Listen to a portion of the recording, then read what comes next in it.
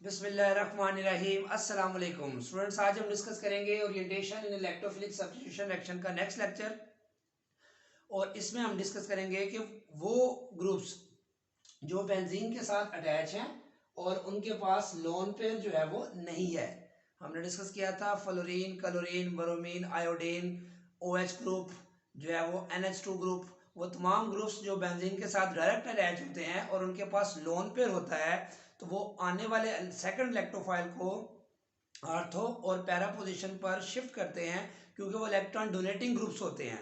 जबकि हमारे पास methyl, ethyl, N propyl ऐसे ग्रुप्स, अल्काइल ग्रुप्स, ये भी इलेक्ट्रॉन डोनेटिंग ग्रुप होते हैं, ये इलेक्ट्रॉन रिलीजिंग ग्रुप होते हैं, लेकिन इनके पास तो लोन पेयर होता ही नहीं है।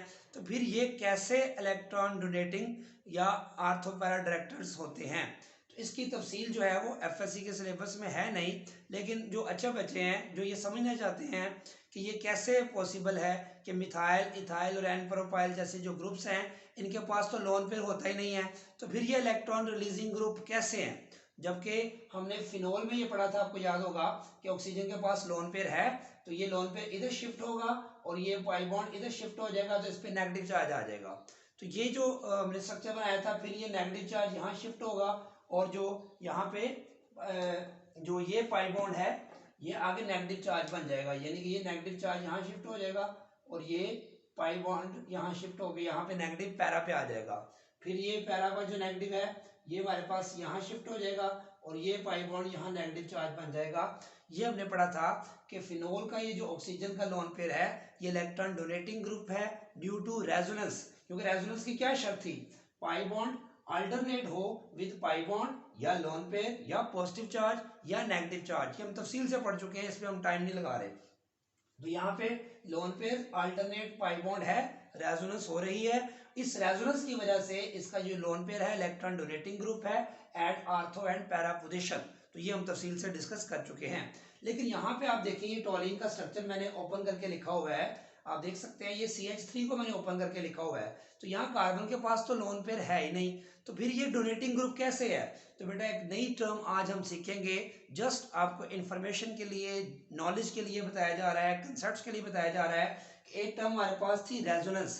तो रेजोनेंस की शर्त हमने पढ़ी थी पाई बॉन्ड अल्टरनेट हो with pi bond lone pair positive या नेगेटिव चार्ज, तो वहां रेजोनेंस पॉसिबल होगी, वहां मुख्तलिफ स्ट्रक्चर बनाए जा सकते हैं। अब नई टर्म आज सीखेंगे वो क्या है? Hyper conjugation.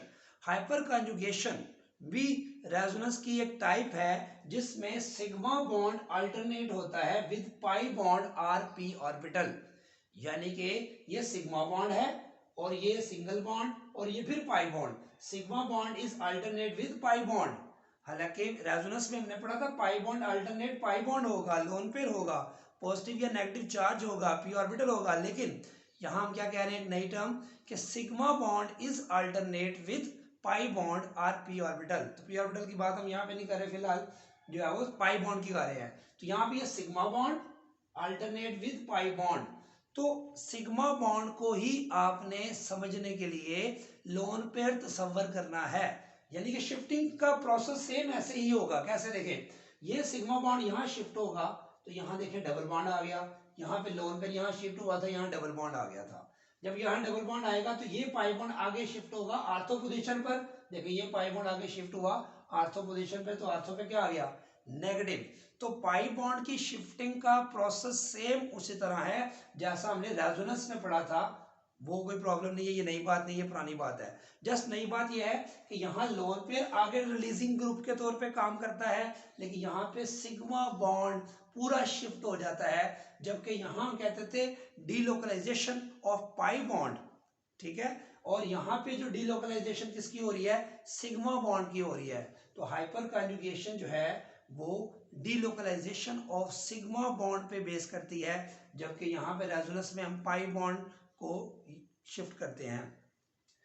तो यहाँ पे आप देख सकते हैं कि सिग्मा बॉन्ड जब यहाँ शिफ्ट होगा तो यहाँ डबल बॉन्ड आ जाएगा, यहाँ पे नेगेटिव आ जाएगा क्योंकि यह बॉन्ड आगे शिफ्ट हो जाएगा।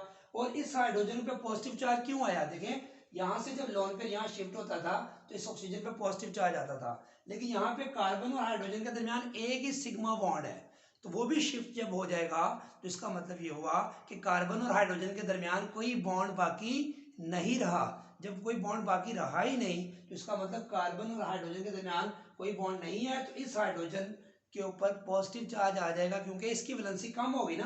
देखिए इस कार्बन की वैलेंसी पहले भी 4 थी, 1 2 3 4, इसकी वैलेंसी देखें 1 2 3 4, तो कार्बन की वैलेंसी तो अभी भी पूरी है, लेकिन हाइड्रोजन का एक बॉन्ड कंप्लीट कम हो चुका है, इसलिए हाइड्रोजन पे क्या आ जाएगा, फुल पॉजिटिव चार्ज।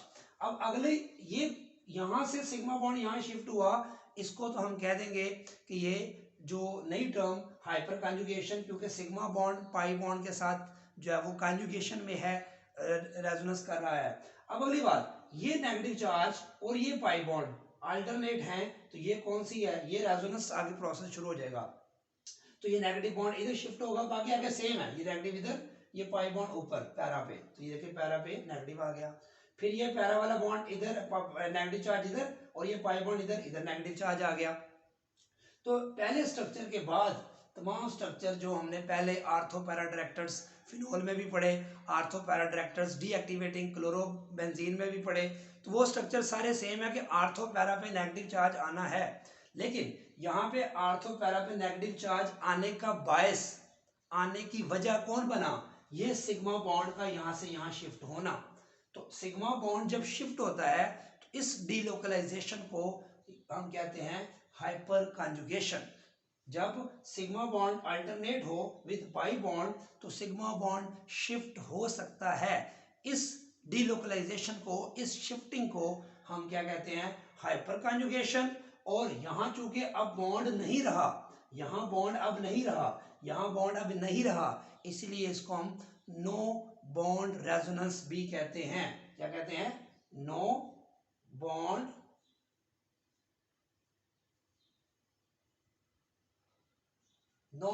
रेजोनेंस, क्योंकि इस रेजोनेंस के नतीजे में कार्बन हाइड्रोजन के दरमियान कोई बॉन्ड नहीं होता, इसलिए इसको नो बॉन्ड रेजोनेंस भी कहते हैं। एक्चुअली ऐसा 100% ऐसा नहीं होता। एक्चुअली यहाँ पर अगर इसका हम बात करें, क्योंकि असल टोल्यूइन जो है इन तमाम स्ट्रक्चर्स का रेजोनेंस हाइब्रिड होगा, रेजोनेंस हाइब्रिड होगा। इससे पता चला कि ये CH के दरमियान कोई बॉन्ड नहीं है और यहां बॉन्ड है, यहां नहीं है, यहां है, तो इन दोनों के इंटरमीडिएट क्या सुटेबिलिटी बनती है कि कार्बन हाइड्रोजन के दरमियान हाफ बॉन्ड होगा। कौन सा बॉन्ड होगा, हाफ बॉन्ड, यानी कि इस स्ट्रक्चर में कहा जाता है कि बॉन्ड नहीं है, इस स्ट्रक्चर में कहा जाता है कि बॉन्ड है, तो दोनों के दरमियान वाली सूरत हाल जो असल टोल्यूइन की होगी उसमें कार्बन हाइड्रोजन के दरमियान हम हाफ बॉन्ड तस्वर करेंगे। सेम इसी तरह इस कार्बन के दरमियान डबल बॉन्ड है, इस कार्बन और कार्बन के दरमियान सिंगल बॉन्ड है, तो इसका मतलब है कि अगर हम इसको रिप्रेजेंट करना चाहें तो हम कह सकते हैं कि इस कार्बन और कार्बन के दरमियान डबल की बजाय 1.5 बॉन्ड है, जैसे बेंजीन में हमने बात की थी। तो जब हम रेजोनेंस हाइब्रिड की बात करते हैं तो हम उसमें कंप्लीट बॉन्ड कहीं भी जगह पे फिक्स नहीं कर सकते, क्योंकि ये एक जगह पे फिक्स नहीं होता, ये डीलोकलाइज्ड होता है, ये मूवमेंट कर रहा होता है। तो सेम इसी तरह मूवमेंट ऑफ पाई इलेक्ट्रॉन्स की बात हमने की थी, तो उसमें रेजोनेंस आता था, यहाँ मूवमेंट ऑफ सिग्मा इलेक्ट्रॉन्स हो रही हैं, डीलोकलाइजेशन ऑफ सिग्मा इलेक्ट्रॉन हो रही है, इसको हम क्या कहते हैं, हाइपर कॉन्जुगेशन। तो ये सिंपल कंसेप्ट था कि आर्थो पैरा डायरेक्टर्स जो होते हैं वो ग्रुप्स जिनके पास लोन पेयर नहीं होता लेकिन फिर भी वो इलेक्ट्रॉन डोनेटिंग ग्रुप होते हैं। तो ये कंसेप्ट बेटा ने आपने याद रखना है, ये किसके थ्रू मुमकिन है, हाइपर कॉन्जुगेशन के थ्रू मुमकिन है, जिसको हम कहते हैं नो बॉन्ड रेजोनेंस भी कहते हैं। और इसमें डीलोकलाइजेशन ऑफ सिग्मा इलेक्ट्रॉन्स होती है, इसमें लोन पेयर या पाई बॉन्ड की वजह से मूवमेंट नहीं होती। हालांकि पाई बॉन्ड बाद में इन्वॉल्व जरूर होता है, लेकिन इसमें दोनों पाई बॉन्ड होते हैं, पाई बॉन्ड लोन पेयर होता है, लेकिन इसमें सिग्मा बॉन्ड भी मूव करता है, जबकि इस रेजोनेंस में हम कहते हैं कि sigma bonds are not allowed to move. यहाँ हम कह रहे हैं कि sigma bonds are allowed to move, तो जहाँ सिग्मा बॉन्ड्स को हम अलाउ करते हैं मूव करने के लिए, वो क्या कहलाती है, हाइपर कॉन्जुगेशन।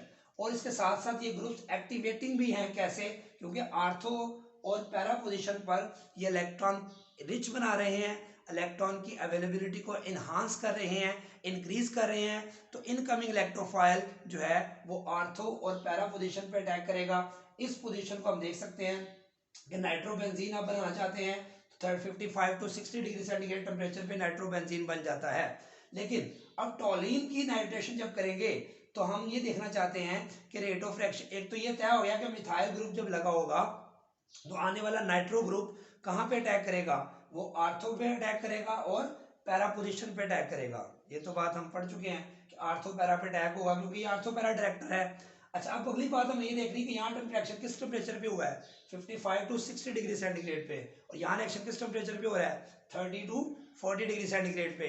तो ये बात हमें क्या बता रही है कि इसकी जो रिएक्टिविटी है बेंजीन की towards further electrophilic substitution reaction वो इंक्रीज हो गई है क्योंकि सॉफ्ट कंडीशंस पे नाइट्रो ग्रुप इंट्रोड्यूस हो रहा है। तो इससे बात याद रखें, यहाँ ड्रास्टिक कंडीशन है 55 और यहाँ पे इसके मुकाबले में ये सॉफ्ट कंडीशंस हैं जिस पर नाइट्रेशन जो है हो रही है। इससे ये पता चला कि टॉली मिथाइल के लगने से बेंजीन की फर्दर सब्स्टिट्यूशन जो है वो फास्ट हो गई है, उसका रिएक्शन ज़्यादा स्पीडी हो गया है, और ये इसलिए कि इसका टेम्परेचर भी कम इस पर रिक्वायर होता है, इसलिए इसको बोलते हैं एक्टिवेशन। यानी कि आर्थो पैरा डायरेक्टर्स जो है वो एक्टिवेटिंग ग्रुप होते हैं अल्काइल ग्रुप्स।